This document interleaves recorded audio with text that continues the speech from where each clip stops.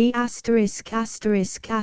he by H.P. Lovecraft. The old man clawed and spat at me through the mouldy air, and barked things in his throat as he swayed with the yellow curtain he clutched.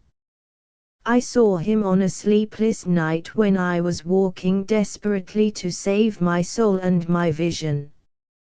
My coming to New York had been a mistake. For whereas I had looked for poignant wonder and inspiration in the teeming labyrinths of ancient streets that twist endlessly from forgotten courts and squares and waterfronts to courts and squares and waterfronts equally forgotten, and in the cyclopean modern towers and pinnacles that rise blackly Babylonian under waning moons, I had found instead only a sense of horror and oppression which threatened to master, paralyze, and annihilate me.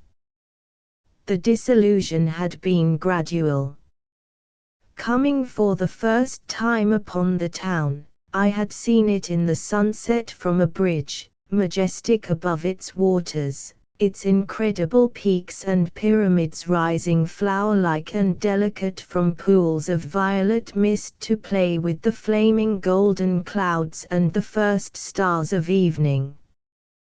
Then it had lighted up window by window above the shimmering tides where lanterns nodded and glided and deep horns bayed weird harmonies, and had itself become a starry firmament of dream, redolent of far-away music, and one with the marvels of Carcassonne and Samarkand and El Dorado and all glorious and half-fabulous cities. Shortly afterward I was taken through those antique ways so dear to my fancy, narrow, curving alleys and passages where rows of red Georgian brick blinked with small paned dormers above pillared doorways that had looked on gilded sedans and panelled coaches, and in the first flush of realization of these long-wished things I thought I had indeed achieved such treasures as would make me in time a poet.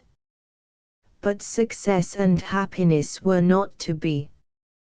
Garish daylight showed only squalor and alienage and the noxious elephantiasis of climbing, spreading stone where the moon had hinted of loveliness and elder magic, and the throngs of people that seethed through the flume-like streets were squat, swarthy strangers with hardened faces and narrow eyes, shrewd strangers without dreams and without kinship to the scenes about them, who could never mean aught to a blue-eyed man of the old folk, with the love of fair green lanes and white New England village steeples in his heart.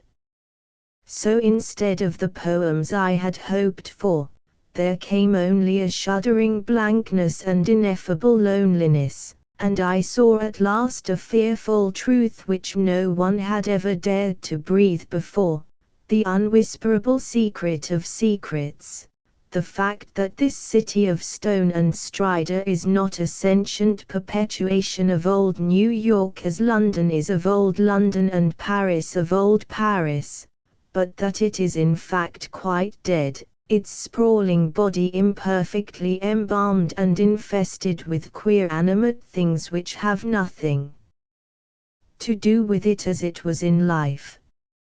Upon making this discovery I ceased to sleep comfortably, though something of resigned tranquility came back as I gradually formed the habit of keeping off the streets by day and venturing abroad only at night, when darkness calls forth what little of the past still hovers wraith-like about, and old white doorways remember the stalwart forms that once passed through them. With this mode of relief I even wrote a few poems, and still refrained from going home to my people lest I seem to crawl back ignobly in defeat. Then, on a sleepless night's walk, I met the man. It was in a grotesque hidden courtyard of the Greenwich section, for there in my ignorance I had settled, having heard of the place as the natural home of poets and artists.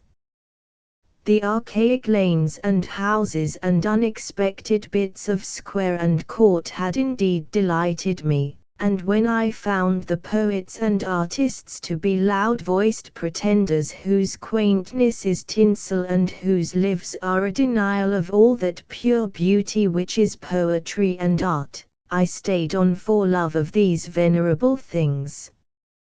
I fancied them as they were in their prime, when Greenwich was a placid village not yet engulfed by the town, and in the hours before dawn, when all the revellers had slunk away, I used to wander alone among their cryptical windings and brood upon the curious arcana which generations must have deposited there.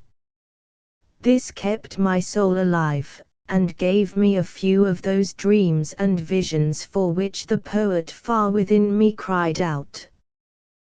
The man came upon me at about 2 one cloudy August morning, as I was threading a series of detached courtyards, now accessible only through the unlighted hallways of intervening buildings, but once forming parts of a continuous network of picturesque alleys.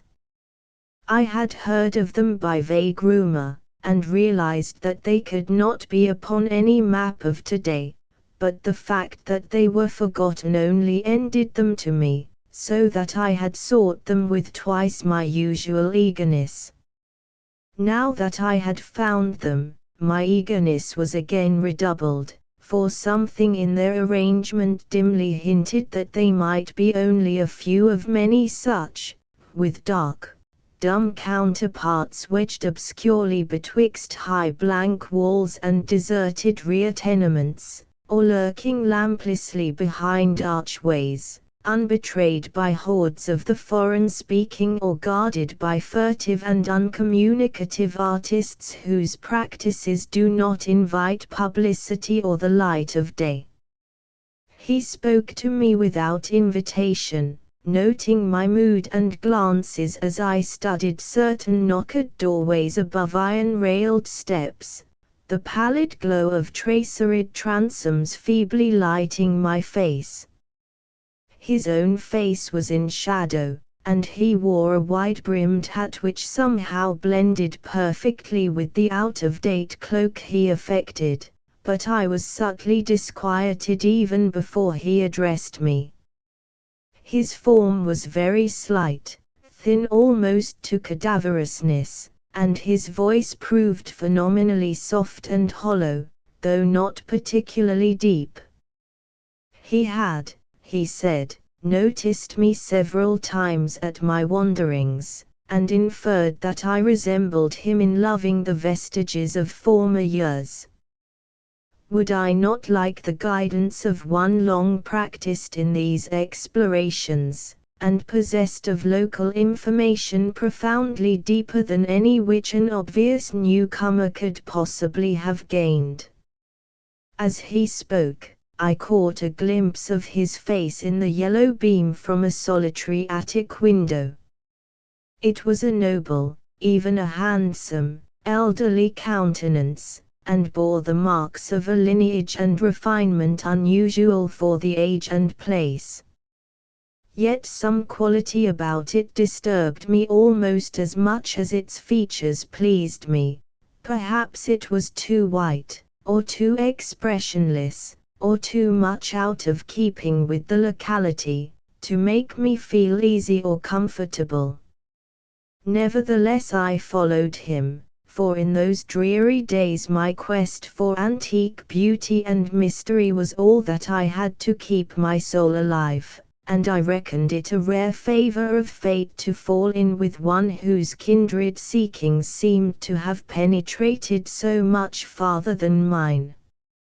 Something in the night constrained the cloaked man to silence, and for a long hour he led me forward without needless words, making only the briefest of comments concerning ancient names and dates and changes, and directing my progress very largely by gestures as we squeezed through interstices, tiptoed through corridors, clambered over brick walls, and once crawled on hands and knees through a low, arched passage of stone whose immense length and tortuous twistings effaced at last every hint of geographical location I had managed to preserve.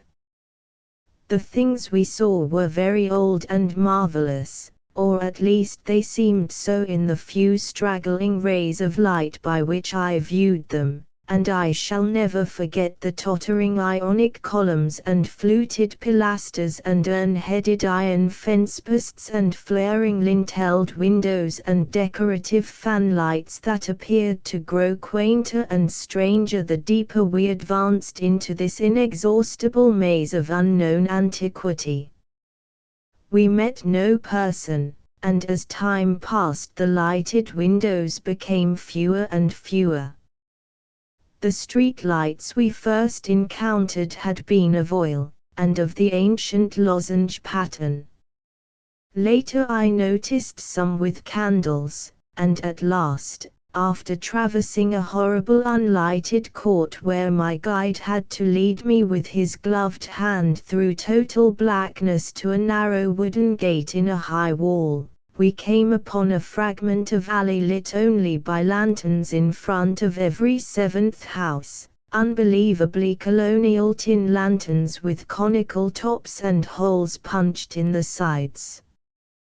This alley led steeply uphill, more steeply than I had thought possible in this part of New York, and the upper end was blocked squarely by the ivy-clad wall of a private estate, beyond which I could see a pale cupola, and the tops of trees waving against a vague lightness in the sky. In this wall was a small, low-arched gate of nail-studded black oak, which the man proceeded to unlock with a ponderous key. Leading me within, he steered a course in utter blackness over what seemed to be a gravel path, and finally up a flight of stone steps to the door of the house, which he unlocked and opened for me. We entered, and as we did so I grew faint from a reek of infinite mustiness which welled out to meet us, and which must have been the fruit of unwholesome centuries of decay. My host appeared not to notice this, and in courtesy I kept silent as he piloted me up a curving stairway, across a hall, and into a room whose door I heard him lock behind us. Then I saw him pull the curtains of the 3 small paned windows that barely showed themselves against the lightening sky, after which he crossed to the mantel, struck flint and steel, lighted 2 candles of a candelabrum of 12 sconces, and made a gesture enjoining soft-toned speech.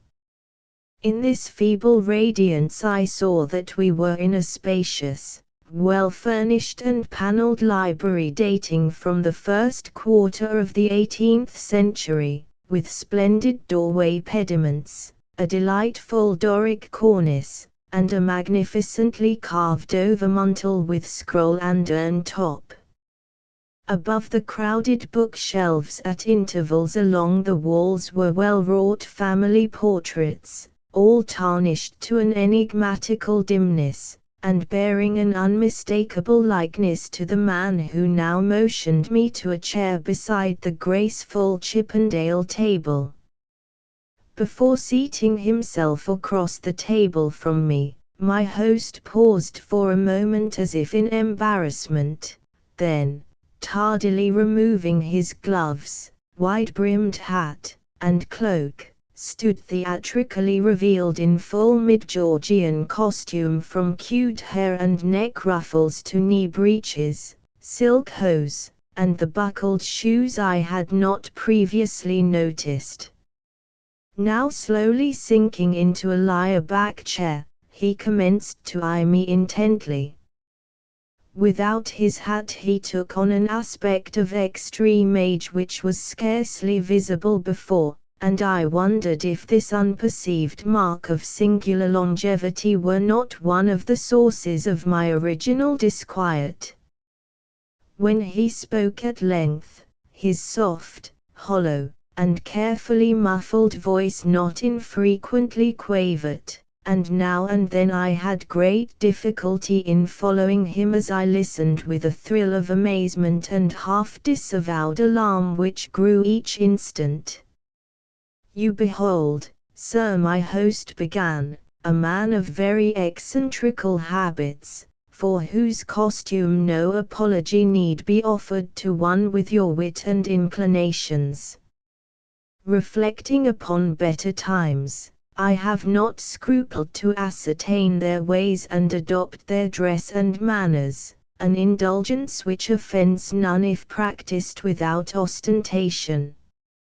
It hath been my good fortune to retain the rural seat of my ancestors, swallowed though it was by two towns, first Greenwich, which built up hither after 1800, then New York, which joined on near 1830.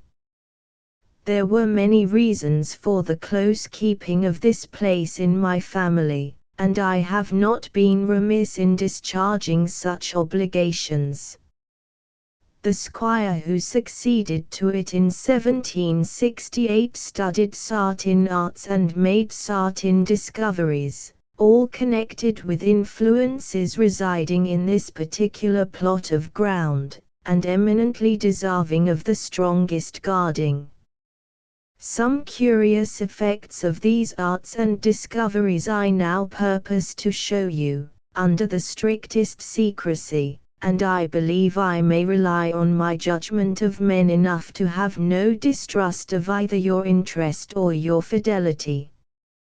He paused, but I could only nod my head. I have said that I was alarmed, yet to my soul nothing was more deadly than the material daylight world of New York, and whether this man were a harmless eccentric or a wielder of dangerous arts I had no choice save to follow him and slake my sense of wonder on whatever he might have to offer. So I listened. "To my ancestor," he softly continued, "there appeared to reside some very remarkable qualities in the will of mankind, qualities having a little suspected dominance not only over the acts of one's self and of others, but over every variety of force and substance in nature, and over many elements and dimensions deemed more universal than nature herself. May I say that he flouted the sanctity of things as great as space and time, and that he put to strange uses the rights of certain half-breed Red Indians once encamped upon this hill. These Indians showed choler when the place was built, and were plaguy pestilent in asking to visit the grounds at the full of the moon. For years they stole over the wall each month when they could, and by stealth performed certain acts. Then, in '68, the new squire catched them at their doings, and stood still at what he saw. Thereafter he bargained with them and exchanged the free access of his grounds for the exact inwardness of what they did, learning that their grandfathers got part of their custom from red ancestors and part from an old Dutchman in the time of the States General. And pox on him, I'm afeard the squire must have served them monstrous bad rum, whether or not by intent, for a week after he learned the secret he was the only man living that knew it. You, sir, are the first outsider to be told there is a secret, and split me if I'd have risked tampering that much with the powers, had ye not been so hot after bygone things." I shuddered as the man grew colloquial, and with the familiar speech of another day. He went on. "But you must know, sir, that what the squire got from those mongrel salvages was but a small part of the learning he came to have. He had not been at Oxford for nothing, nor talked to no account with an ancient chemist and astrologer in Paris.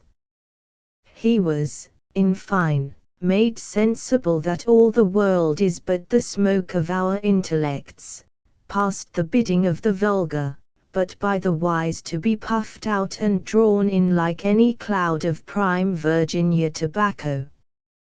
What we want, we may make about us, and what we don't want, we may sweep away.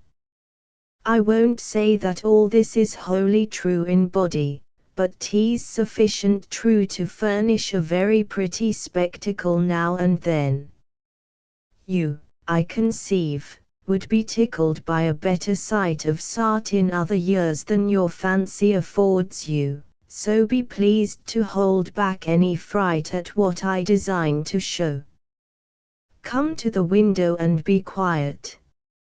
My host now took my hand to draw me to one of the two windows on the long side of the malodorous room, and at the first touch of his ungloved fingers I turned cold. His flesh, though dry and firm, was of the quality of ice, and I almost shrank away from his pulling. But again I thought of the emptiness and horror of reality, and boldly prepared to follow whithersoever I might be led. Once at the window, the man drew apart the yellow silk curtains and directed my stare into the blackness outside. For a moment I saw nothing save a myriad of tiny dancing lights, far, far before me. Then, as if in response to an insidious motion of my host's hand, a flash of heat lightning played over the scene, and I looked out upon a sea of luxuriant foliage, foliage unpolluted, and not the sea of roofs to be expected by any normal mind.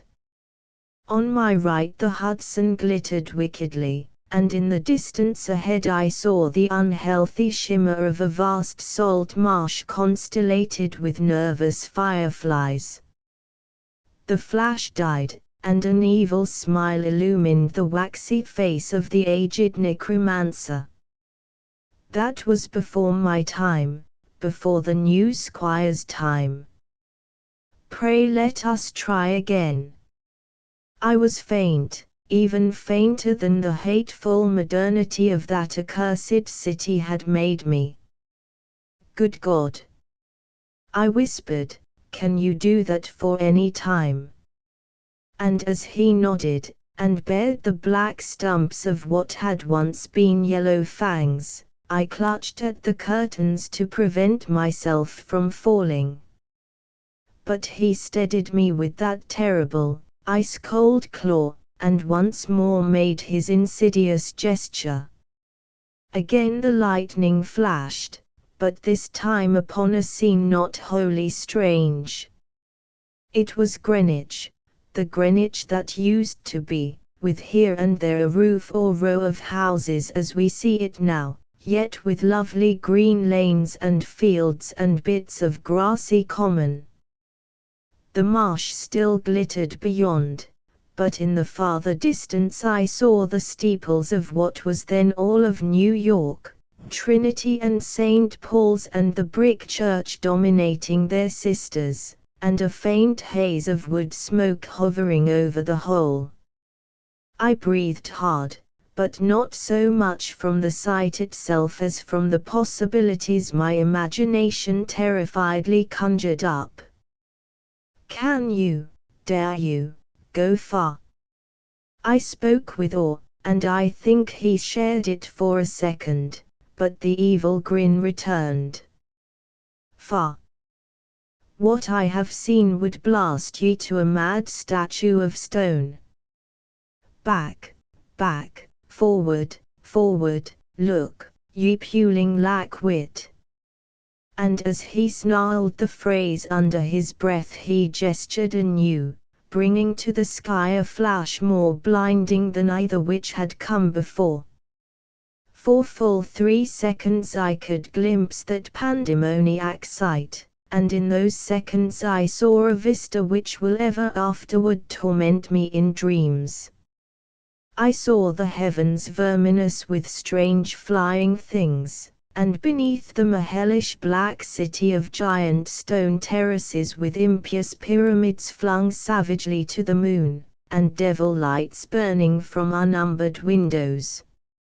And swarming loathsomely on aerial galleries I saw the yellow, squint-eyed people of that city, robed horribly in orange and red, and dancing insanely to the pounding of fevered kettle drums, the clatter of obscene crotala, and the maniacal moaning of muted horns whose ceaseless dirges rose and fell undulantly like the waves of an unhallowed ocean of bitumen.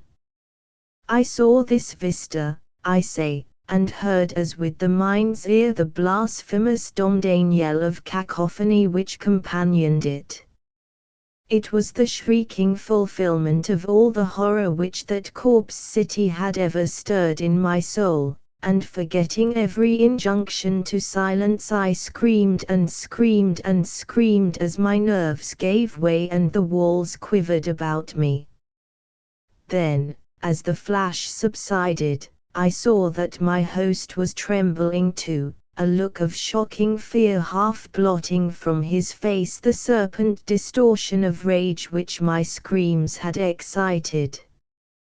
He tottered, clutched at the curtains as I had done before, and wriggled his head wildly, like a hunted animal.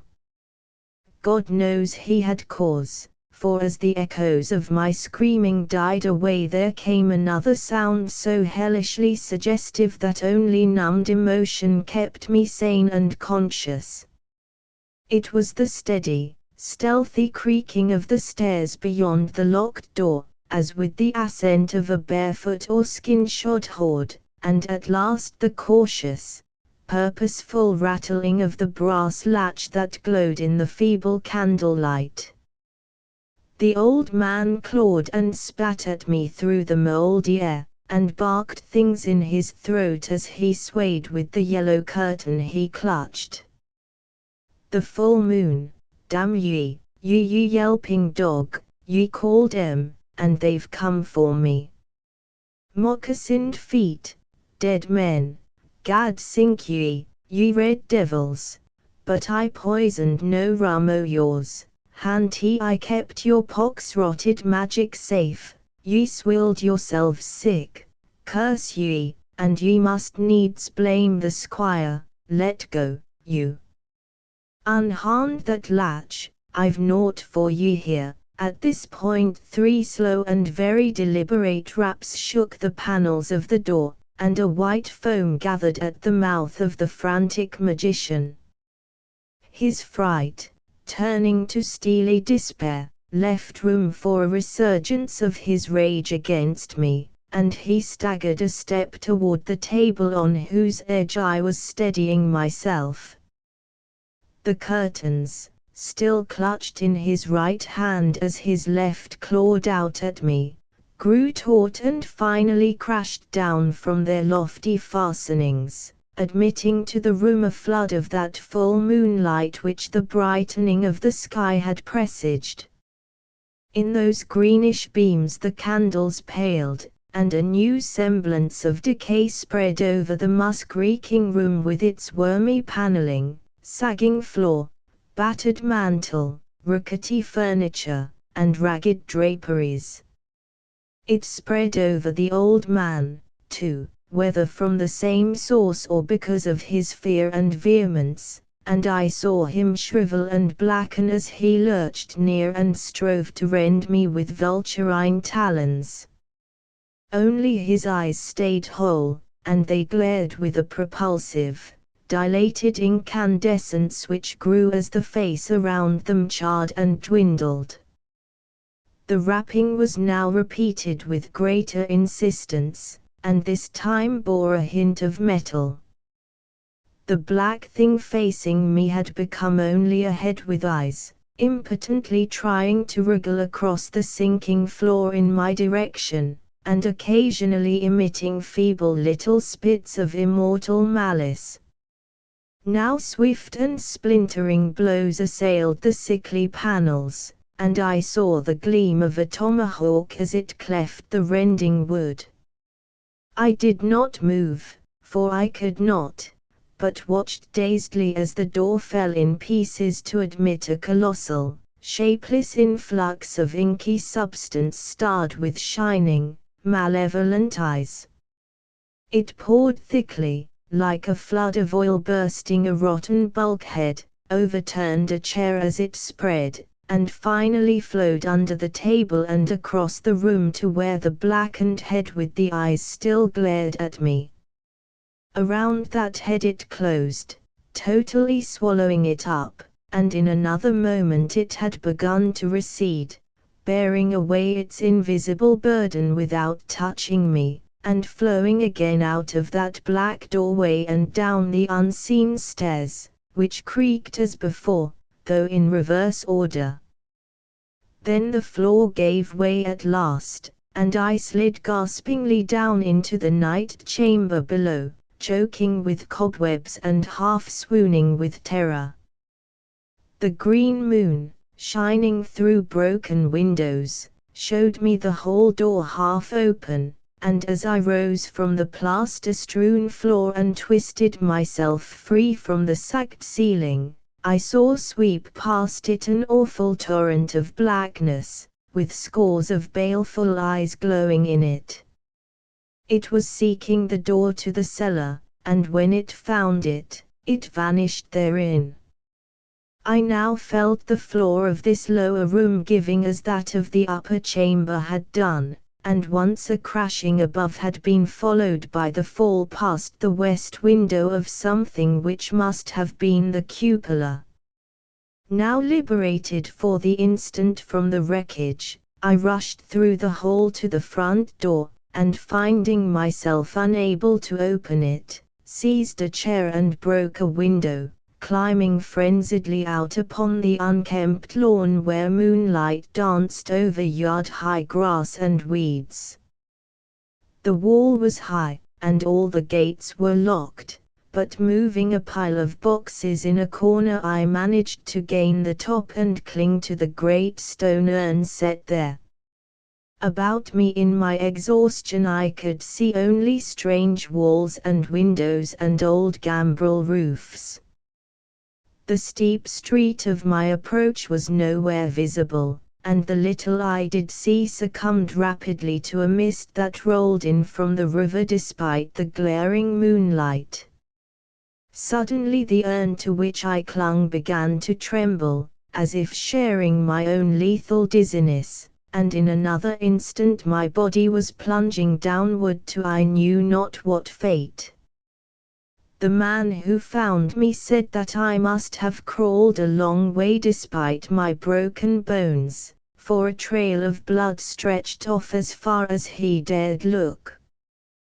The gathering rain soon effaced this link with the scene of my ordeal, and reports could state no more than that I had appeared from a place unknown, at the entrance of a little black court off Perry Street. I never sought to return to those tenebrous labyrinths, nor would I direct any sane man thither if I could. Of who or what that ancient creature was, I have no idea, but I repeat that the city is dead and full of unsuspected horrors. Whither he has gone, I do not know, but I have gone home to the pure New England lanes up which fragrant sea winds sweep at evening. Transcriber's note: this story appeared in the September 1926 issue of Weird Tales magazine. ****** End of the Project Gutenberg ebook. Updated editions will replace the previous one, the old editions will be renamed. Creating the works from print editions not protected by U.S. copyright law means that no one owns a United States copyright in these works, so the Foundation, and you, can copy and distribute it in the United States without permission and without paying copyright royalties. Special rules, set forth in the general terms of use part of this license, apply to copying and distributing Project Gutenberg trademark symbol electronic works to protect the Project Gutenberg trademark symbol concept and trademark. Project Gutenberg is a registered trademark, and may not be used if you charge for an ebook, except by following the terms of the trademark license, including paying royalties for use of the Project Gutenberg trademark. If you do not charge anything for copies of this ebook, complying with the trademark license is very easy. You may use this ebook for nearly any purpose, such as creation of derivative works, reports, performances and research. Project Gutenberg ebooks may be modified and printed and given away. You may do practically anything in the United States with ebooks not protected by U.S. copyright law. Redistribution is subject to the trademark license, especially commercial redistribution. Start. Full license. The full Project Gutenberg license. Please read this before you distribute or use this work to protect the Project Gutenberg trademark symbol mission of promoting the free distribution of electronic works. By using or distributing this work, or any other work associated in any way with the phrase Project Gutenberg, you agree to comply with all the terms of the full Project Gutenberg trademark symbol license available with this file or online at www.gutenberg.org/license. Section 1. General Terms of Use and Redistributing Project Gutenberg Trademark Symbol Electronic Works 1.0. By reading or using any part of this Project Gutenberg trademark symbol electronic work, you indicate that you have read, understand, agree to and accept all the terms of this license and intellectual property, trademark/copyright, agreement.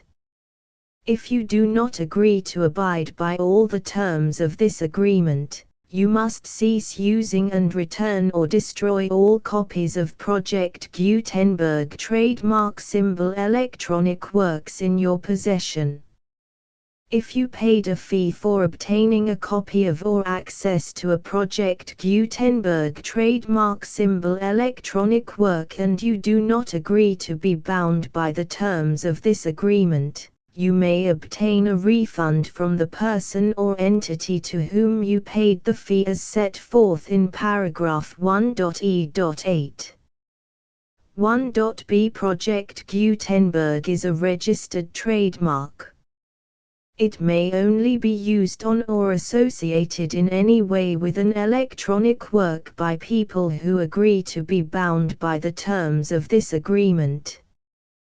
There are a few things that you can do with most Project Gutenberg trademark symbol electronic works even without complying with the full terms of this agreement. See paragraph 1.c below.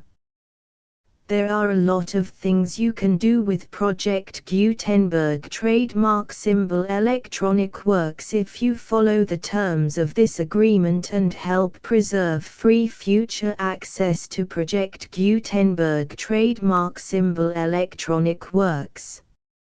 See paragraph 1.e below.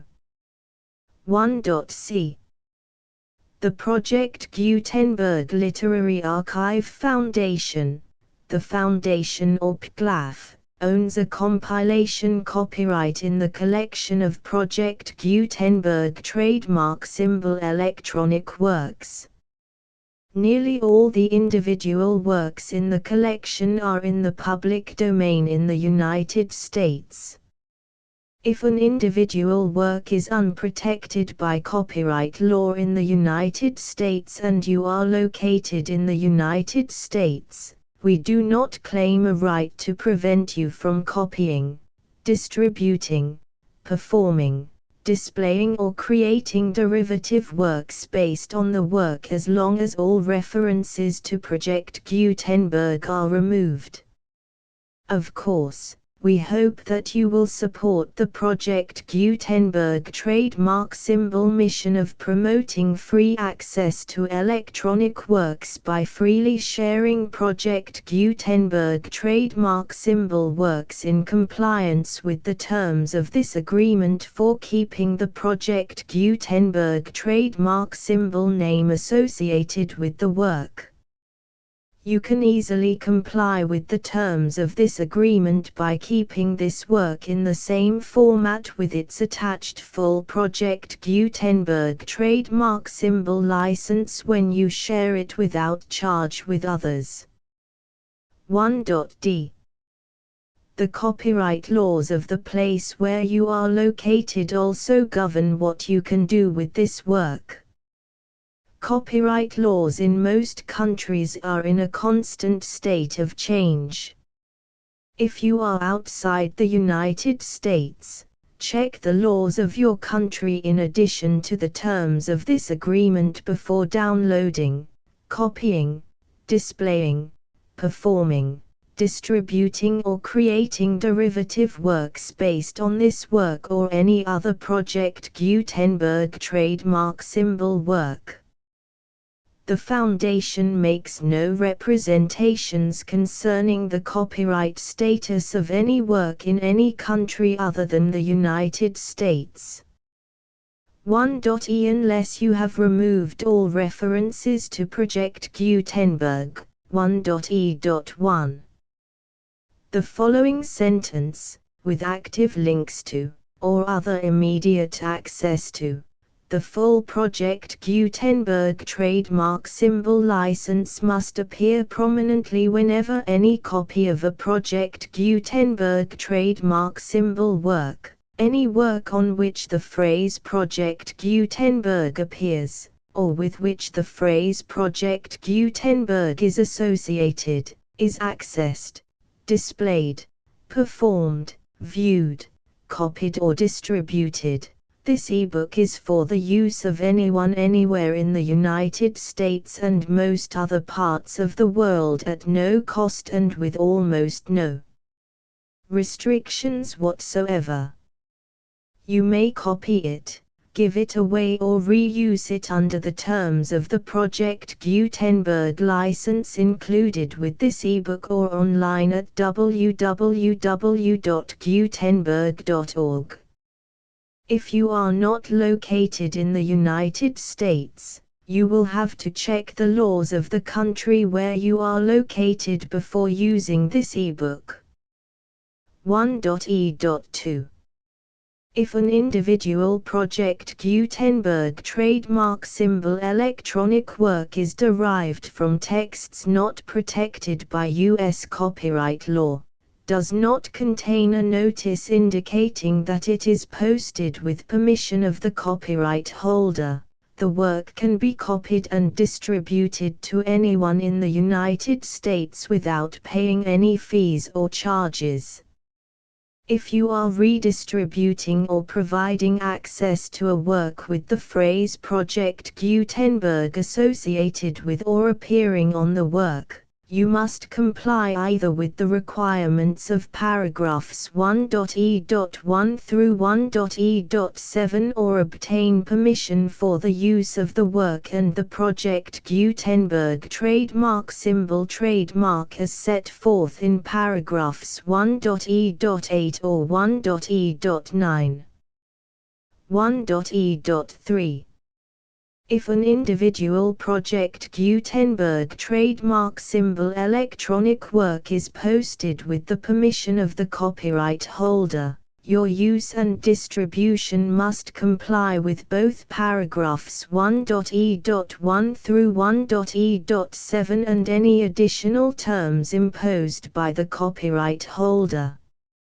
Additional terms will be linked to the Project Gutenberg trademark symbol license for all works posted with the permission of the copyright holder found at the beginning of this work.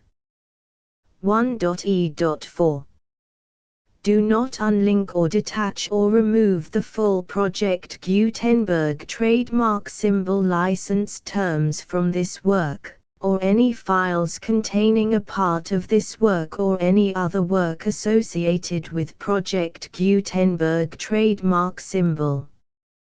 1.e.5 Do not copy, display, perform, distribute or redistribute this electronic work, or any part of this electronic work, without prominently displaying the sentence set forth in paragraph 1.e.1 with active links or immediate access to the full terms of the Project Gutenberg trademark symbol license.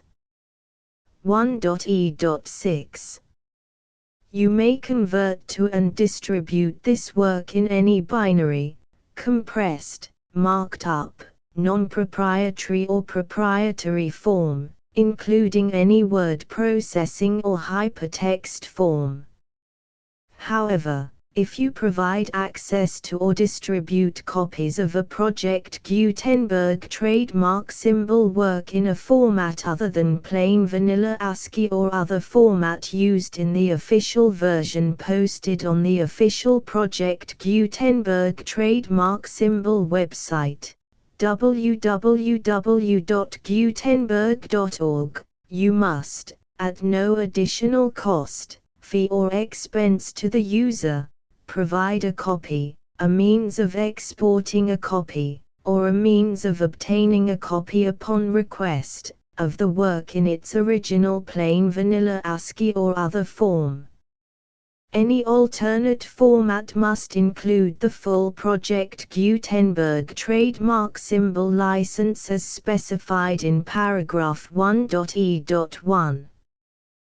1.e.7 Do not charge a fee for access to, viewing, displaying, performing, copying or distributing any Project Gutenberg trademark symbol works unless you comply with paragraph 1.e.8 or 1.e.9.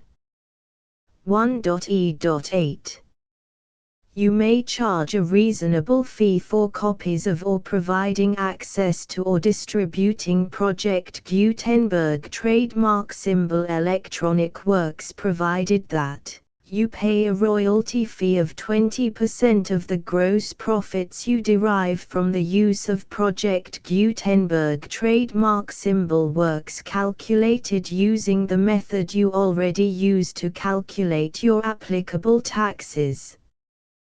The fee is owed to the owner of the Project Gutenberg trademark symbol trademark, but he has agreed to donate royalties under this paragraph to the Project Gutenberg Literary Archive Foundation.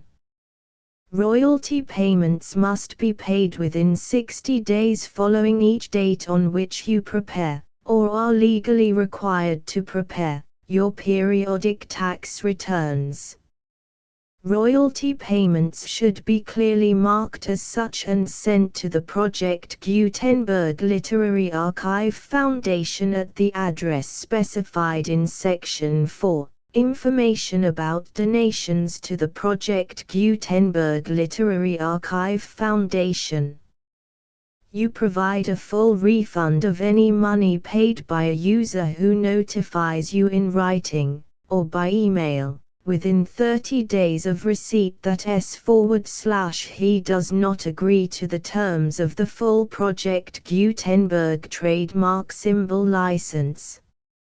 You must require such a user to return or destroy all copies of the works possessed in a physical medium and discontinue all use of and all access to other copies of Project Gutenberg trademark symbol works.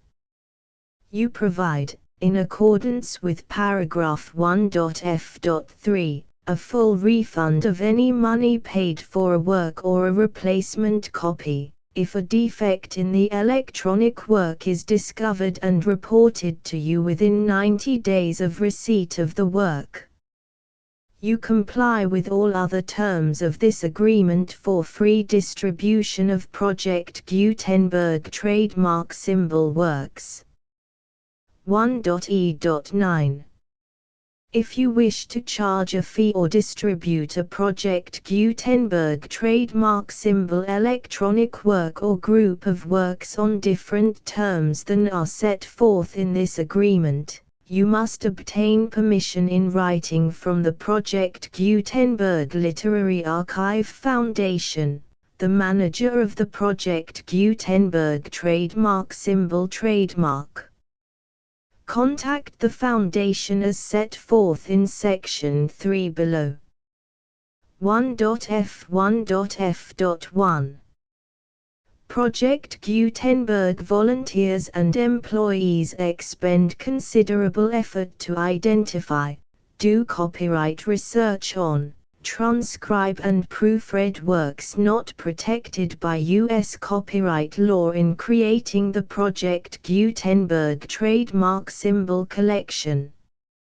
Despite these efforts, Project Gutenberg trademark symbol electronic works, and the medium on which they may be stored, may contain defects such as, but not limited to, incomplete, inaccurate or corrupt data, transcription errors, a copyright or other intellectual property infringement, a defective or damaged disk or other medium, a computer virus, or computer codes that damage or cannot be read by your equipment.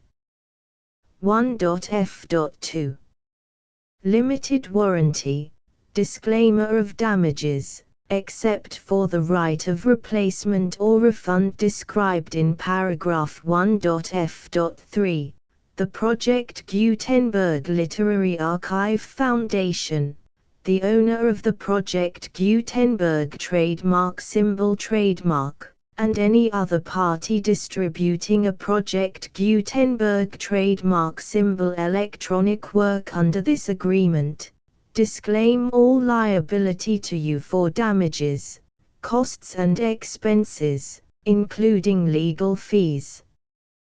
You agree that you have no remedies for negligence, strict liability, breach of warranty or breach of contract except those provided in paragraph 1.f.3. You agree that the Foundation, the trademark owner, and any distributor under this agreement will not be liable to you for actual, direct, indirect, consequential, punitive or incidental damages even if you give notice of the possibility of such damage. 1.f.3 Limited right of replacement or refund. If you discover a defect in this electronic work within 90 days of receiving it, you can receive a refund of the money, if any, you paid for it by sending a written explanation to the person you received the work from. If you received the work on a physical medium, you must return the medium with your written explanation. The person or entity that provided you with the defective work may elect to provide a replacement copy in lieu of a refund. If you received the work electronically, the person or entity providing it to you may choose to give you a second opportunity to receive the work electronically in lieu of a refund. If the second copy is also defective, you may demand a refund in writing without further opportunities to fix the problem. 1.f.4 Except for the limited right of replacement or refund set forth in paragraph 1.f.3, this work is provided to you as is, with no other warranties of any kind, express or implied, including but not limited to warranties of merchantability or fitness for any purpose. 1.f.5 Some states do not allow disclaimers of certain implied warranties or the exclusion or limitation of certain types of damages. If any disclaimer or limitation set forth in this agreement violates the law of the state applicable to this agreement, the agreement shall be interpreted to make the maximum disclaimer or limitation permitted by the applicable state law. The invalidity or unenforceability of any provision of this agreement shall not void the remaining provisions. 1.f.6 Indemnity. You agree to indemnify and hold the foundation, the trademark owner, any agent or employee of the foundation, anyone providing copies of Project Gutenberg trademark symbol electronic works in accordance with this agreement, and any volunteers associated with the production, promotion and distribution of Project Gutenberg trademark symbol electronic works, harmless from all liability, costs and expenses, including legal fees, that arise directly or indirectly from any of the following which you do or cause to occur. A. Distribution of this or any Project Gutenberg trademark symbol work. B. Alteration, modification, or additions or deletions to any Project Gutenberg trademark symbol work, and C. Any defect you cause. Section 2.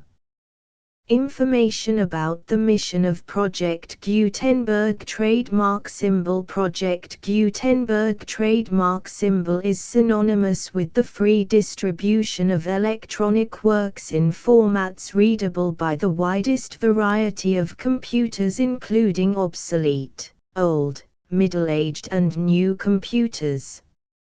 It exists because of the efforts of hundreds of volunteers and donations from people in all walks of life. Volunteers and financial support to provide volunteers with the assistance they need are critical to reaching Project Gutenberg trademark symbol's goals and ensuring that the Project Gutenberg trademark symbol collection will remain freely available for generations to come. In 2001, the Project Gutenberg Literary Archive Foundation was created to provide a secure and permanent future for Project Gutenberg trademark symbol and future generations. To learn more about the Project Gutenberg Literary Archive Foundation and how your efforts and donations can help, see sections 3 and 4 and the Foundation information page at www.gutenberg.org. Section 3. Information about the Project Gutenberg Literary Archive Foundation. The Project Gutenberg Literary Archive Foundation is a non-profit 501(c)(3) educational corporation organized under the laws of the state of Mississippi and granted tax-exempt status by the Internal Revenue Service. The Foundation's IN or Federal Tax Identification Number is 64-6221541. Contributions to the Project Gutenberg Literary Archive Foundation are tax-deductible to the full extent permitted by U.S. federal laws and your state's laws. The Foundation's business office is located at 809 North 1500 West, Salt Lake City, UT 84116. 801-596-1887. Email contact links and up-to-date contact information can be found at the Foundation's website and official page at www.gutenberg.org/contact section 4.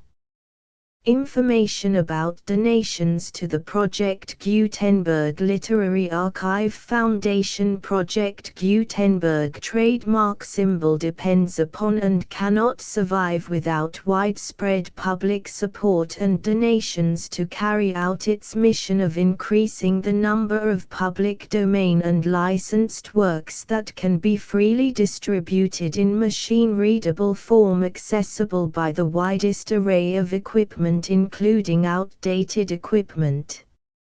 Many small donations, $1 to $5,000, are particularly important to maintaining tax-exempt status with the IRS. The Foundation is committed to complying with the laws regulating charities and charitable donations in all 50 states of the United States. Compliance requirements are not uniform and it takes a considerable effort, much paperwork and many fees to meet and keep up with these requirements. We do not solicit donations in locations where we have not received written confirmation of compliance. To send donations or determine the status of compliance for any particular state, visit www.gutenberg.org/donate. While we cannot and do not solicit contributions from states where we have not met the solicitation requirements, we know of no prohibition against accepting unsolicited donations from donors in such states who approach us with offers to donate. International donations are gratefully accepted, but we cannot make any statements concerning tax treatment of donations received from outside the United States. U.S. laws alone swamp our small staff. Please check the Project Gutenberg web pages for current donation methods and addresses. Donations are accepted in a number of other ways, including checks, online payments and credit card donations. To donate, please visit www.gutenberg.org/donate. Section 5. General information about Project Gutenberg trademark symbol. Electronic Works. Professor Michael S. Hart was the originator of the Project Gutenberg trademark symbol concept of a library of electronic works that could be freely shared with anyone. For 40 years, he produced and distributed Project Gutenberg trademark symbol ebooks with only a loose network of volunteer support. Project Gutenberg trademark symbol ebooks are often created from several printed editions, all of which are confirmed as not protected by copyright in the US unless a copyright notice is included. Thus, we do not necessarily keep ebooks in compliance with any particular paper edition. Most people start at our website, which has the main PG search facility, www.gutenberg.org. This website includes information about Project Gutenberg trademark symbol, including how to make donations to the Project Gutenberg Literary Archive Foundation, how to help produce our new ebooks, and how to subscribe to our email newsletter to hear about new ebooks.